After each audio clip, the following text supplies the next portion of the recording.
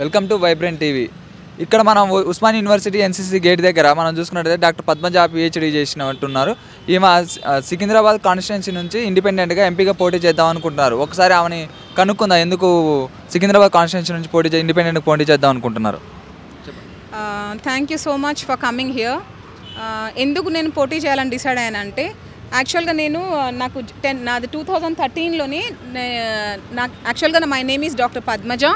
2013లో నా PhD complete అయింది. Complete అయిన తర్వాత యాక్చువల్గా నేను కెమిస్ట్రీలో పిహెచ్డీ అంటే it is not a joke. నేను నా లైఫ్ మొత్తం ఎడ్యుకేషన్కి సాక్రిఫైస్ చేశాను. ఎడ్యుకేషన్కి సాక్రిఫైస్ చేసిన తర్వాత వీళ్ళు నాకు ఈ Osmania university chemistry department professors ఎవరైతే హెచ్ఓడి సీట్ మీదకి రావడమో నాకు జాబ్ ఇవ్వకుండా డిస్క్రిమినేట్ కుల వివక్షత చూపించారు వాళ్ళు 10 years నుంచి.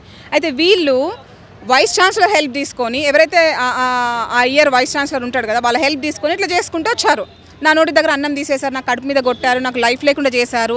వీళ్ళ వల్ల నా జీవితం పోయింది. 10 years ఎంత వాల్యుబుల్ టైం నేను కోల్పోయానో మీకు తెలుసు, మీకు అర్థమై ఉంటుంది 13లో అవార్డు అంటే. అయితే అందుకని నేను వీళ్ళకి అగేన్స్ట్గా తెలియాలి, పబ్లిక్లో తెలియాలి. నాలాంటి వాళ్ళు దునియా మంది ఇదే సికింద్రాబాద్లో దునియా మంది ఉన్నారు. ఓకే, వాళ్ళందరూ చెప్పుకోలేక లోపల కుమిలిపోయి చచ్చిపోయి ఉంటారు. సో నాకు కూడా అదే పరిస్థితి వచ్చింది. నేను ఎందుకు చనిపోవాలి నేను?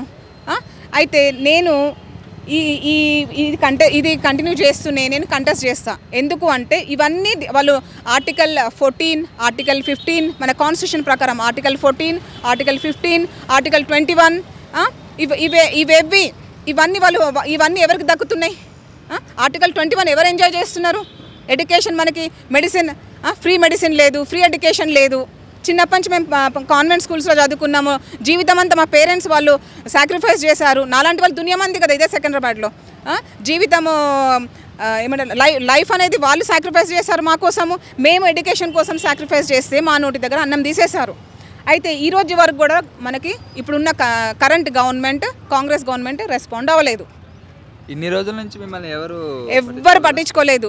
ఎవ్వరు ఈ ఆర్గనైజేషన్ మనకి student organization leaders of Osmania university పేరుకే just for name sake student organization leaders అనే ఒక ట్యాగ్ పెట్టుకొని వాళ్ళు దునియా పాలిటిక్స్ ప్లే చేస్తున్నారు. ఏ రోజు నేను స్టూడెంట్, అప్పుడు నేను స్కాలర్ని, ఏ రోజు నా ప్రాబ్లం సాల్వ్ చేయలేదు. నా ప్రాబ్లమ్ని అడ్వాంటేజ్గా తీసుకొని నా జీవితం నాశనం చేసి పెట్టారు. మళ్ళీ చెడు ప్రచారం చేస్తున్నారు నా మీద. ఇవన్నీ నేను అనుభవించాను.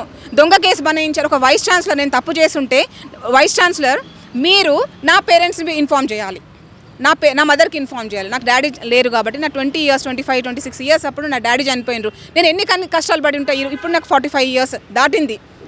ఇన్ని ఇయర్స్ నుంచి నేను ఎన్ని కష్టాలు అనుభవించు. నాలాంటి వాళ్ళు ఎంతోమంది ఉన్నారు. అప్పుడు కాంగ్రెస్ గవర్నమెంట్ పట్టించుకోలేదు. ఓన్లీ అవార్డు రావడానికి సహకరించింది కానీ నాకు ఒక ఫెలోషిప్ ఇవ్వలేదు. అప్పుడు ఒక పార్ట్ టైం అప్పుడు కాంట్రాక్ట్ జాబ్స్ ఒట్టినే ఇచ్చారు. వాళ్ళకి నచ్చిన వాళ్ళకి ఇచ్చుకున్నారు. అట్లాంటి ఏం లేకుండా చేశారు. అప్పుడు కాంగ్రెస్ టైంలోనే స్టార్ట్ అయింది. ఇక బీఆర్ఎస్ వచ్చినాక ఎంత ఘోరంగా ఒక పోలీస్ అయితే మనము ఉమెన్ కమిషన్కి కంప్లైంట్ ఇస్తే వీళ్ళ మీద నేషనల్ ఢిల్లీలో ఉమెన్ కమిషన్ కంప్లైంట్ ఇస్తే వాళ్ళు నన్ను పిలుచుకొని ఓల్డ్ సిటీకి పిలుచుకొని అప్పుడు చందా సైదులు అనే ఓయూలో ఎస్ఐగా ఉండే వాళ్ళందరూ నా ఇంటి మీదకి వచ్చి నువ్వు అక్కడికి రావాలని పిలుచుకొని నా వాయిస్ తీసుకోదట. నేను విక్టిమ్ కదా, అన్యాయం నాకు కదా జరిగింది. నా వాయిస్ తీసుకోదట నేషనల్ కమిషన్ ఢిల్లీ. వాళ్ళు ఎవరి కోసం పనిచేస్తారు? నా వాయిస్ తీసుకోదట. ఎంటీ పేపర్ మీద సిగ్నేచర్ తీసుకున్నారు. దానికోసం ముందు అటాక్ చేసింది లోపల ఇంట్లో రామ్నగర్లో ఇంటికి వచ్చి అటాక్ చేసింది. మరి ఇవన్నీ నేను అనుభవించాను. ఒక ఆడామె ఒక లేడీ పోలీసు మాలతి అనే ఆవిడ కాచిగూడ ఎస్ఐ ఆమె ఎంటీ పేపర్ మీద సిగ్నేచర్ తీసుకుంది. ఇవి తీసుకొని ఇష్టం వచ్చినట్టు రాసుకున్నారు. ఏం రాసుకున్నారో మనకి ఇప్పటివరకు తెలియదు. ఇలాంటివన్నీ అనుభవించాను. అంటే పోలీస్ నుంచి ఇబ్బంది పడ్డా, నేను ఈ యూనివర్సిటీ ప్రొఫెసర్స్ వల్ల ఇబ్బంది పడ్డా, స్టూడెంట్ ఆర్గనైజేషన్స్ లీడర్ వల్ల ఇబ్బంది పడ్డా, ఇంటి దగ్గర దునియా ప్రాబ్లమ్స్ ఫేస్ చేశాను. జాబ్ దగ్గర ఇంకొకటి జాబ్ వేజెస్ మనకి ప్రాపర్ శాలరీసే లేవు. మీరు కనుక్కోండి ఇంకెవరికన్నా.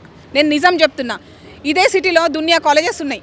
ఒక్క కాలేజ్ కూడా ప్రాపర్ మంచి శాలరీ ఇవ్వట్లేదు. పిహెచ్డి జస్ట్ ఎంఎస్సీ ఫ్రెషర్కి ఇచ్చే శాలరీనే పిహెచ్డి వాళ్ళకి ఇస్తున్నారు. మేము ఎట్లా బతకాలి? 10,000తోని సిటీలో ఎట్లా బతుకుతాం చెప్పండి? ఈ పిహెచ్డి చేసింది ఆ 10,000 తీసుకొని బతకడానికా? ఇప్పుడు మీరు ఎంపీగా పోటీ చేస్తే మీకు ఏమైనా న్యాయం జరిగిద్దని అనుకుంటున్నారా? అయితే ఎందుకు నేను నా కోసం కాదు, ఎట్లయినా నా లైఫ్ అయిపోయింది.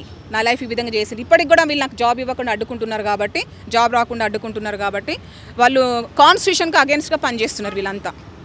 జస్ట్ ఆ పదవులు బిహైండ్ ద స్క్రీన్ పొలిటీషియన్స్ ఎవరెవరు పొలిటికల్ లీడర్స్ వాళ్ళకి ఈ యూనివర్సిటీ ప్రొఫెసర్స్కి ఉస్మానియా యూనివర్సిటీ ప్రొఫెసర్స్కి ఎవరికైతే వాళ్ళు ఆ విధంగా నన్ను డిస్క్రిమినేట్ చేయడానికి ఎంకరేజ్ చేస్తున్నారో ఆ పొలిటీషియన్స్ ఎవరో నాకు తెలిసిపోయిన తర్వాత నేను ఎందుకు సైలెంట్గా ఉంటా? నా ప్రాణం పోయినా పర్వాలేదు, నేను ఇదే సికింద్రాబాద్ నుంచి ఇండిపెండెంట్ ఎంపీగా కంటెస్ట్ చేసి నేను చూపిస్తాను. ఎవరు చేశారు మీకు? ఏ రాజకీయ నాయకులు చేశారు? తెలిసిపోతుంది కదా. Example I want to say you one example. మనకి భట్టు సత్యనారాయణ సార్ అనే కెమిస్ట్రీ ప్రొఫెసర్, ఆయన ఇదే తెలంగాణలో అతనికి ఎక్కడ వీసీగా అప్పుడు బీఆర్ఎస్ గవర్నమెంట్ ఇవ్వలేదు. మరి ఆయనకి గుల్బర్గ్ సెంట్రల్ యూనివర్సిటీలో వీసీగా ఎట్లా వచ్చింది జాబ్? నీకంటే రిటైర్డ్ అయినాక కూడా నీకు వైస్ ఛాన్సలర్ అనే జాబ్ నీకు కావాలి, మీరు ఆ విధంగా బతకాలి. మరి మేమేం చేసుకోవాలి? ఈ డిగ్రీని మేమేం చేసుకోవాలి? డాక్టర్ డిగ్రీని అంటే నీకు రిటైర్డ్ అయిపోయినాక కూడా మీకు డబ్బు సంపాదన కావాలి. ఇక్కడ మాకు ఈక్వాలిటీ ఎక్కడ ఉంది? ఇక్కడ ఆపర్చునిటీస్ ఏవి? ఆపర్చునిటీస్ లేకుండా మీరే చేస్తున్నారు, ఈక్వాలిటీ లేకుండా మీరే చేస్తున్నారు. నా పరిస్థితి ఇంత చదువుకున్న మంచి ఫ్యామిలీ బ్యాక్గ్రౌండ్ నుంచి వచ్చిన నా పరిస్థితి ఇలా ఉంది. ఇదే సికింద్రాబాద్లో మనకి ఎన్ని మురికి వాడలు లేవు? 40 గజాలలో బతికే వాళ్ళు ఎంతమంది లేరు? సో వాళ్ళకి ఏం చేస్తుంది గవర్నమెంట్? ఏం లేదు. ఒట్టికి ఒక రేషన్ కార్డు ఇచ్చేసి కొందరికి కొన్ని ఇస్తుంది. జాబ్ ఇస్తున్నారా? జాబ్స్ ఇవ్వకుండా నువ్వు కరెంట్ ఫ్రీ ఇవ్వడము, అది ఇది ఇవ్వడం ఇస్తున్నారు. అది కాదు కదా. ఒక జాబ్ ఇస్తే 365 డేస్ అతను ఆర్ ఆమె అన్నం తిని ఇంకా నలుగురికి కుటుంబంలో అందరికీ ఇంకెవరికైనా కష్టంలో ఉన్న వాళ్ళకి కూడా హెల్ప్ చేస్తారు. మనకు కావాల్సింది దట్ టైప్ ఆఫ్ లైఫ్. అలాంటి లైఫ్ మనకు లేదు ఇక్కడ. ప్లస్ మనకు Hyderabad, I want to say one example. Hyderabad నుంచి కంటెస్ట్ చేసే ఆవిడ బీజేపీ నుంచి మాధవీలత, అలాంటి వాళ్ళ కంటెస్ట్ చేసేది అంటే వాళ్ళకే అర్హత ఉందా? అట్లాంటి వాళ్ళని ఎంకరేజ్ చేస్తున్నారు. ఆమె ఏం చేసిందని, ఆమెకి ఏం నాలెడ్జ్ ఉందని, ఆమె పిల్లల్నే ఇంట్లో చదివించుకొని ఐఐసిటీలో ఇన్ఫ్లుయెన్స్ ద్వారా ఐఐటీలో కూతుర్నో కొడుకునో అడ్మిషన్ ఇప్పించింది. మనకు అలాంటిది అట్లా మన పిల్లలు వాళ్ళంటే రిచ్. మరి మన పిల్లలు మనకుండే ఇప్పుడు జనరేషన్లో పిల్లల్ని అట్లా ఇంట్లో పెట్టి చదివించుకొని ఐఐటీలో జాయిన్ చేయగలమా? చేయలేము కదా. ఇట్లా చాలా ఉన్నాయి. మీరు నాకు టచ్లో ఉంటే నేను ఎప్పటికప్పుడు అప్డేట్స్ ఇస్తూ ఉంటా. కంపల్సరీ నేను ఆల్రెడీ నేను వెయిట్ చేశాను. Today is 115th day. అంటే మాకేమైనా తిండి ఎక్కువ, మేమేమైనా బల్స్ ఏమన్నా ఈ విధంగా ప్రొటెస్ట్ చేస్తున్నానా? ఇంకా చూడండి, నిరుద్యోగి భిక్షాటన.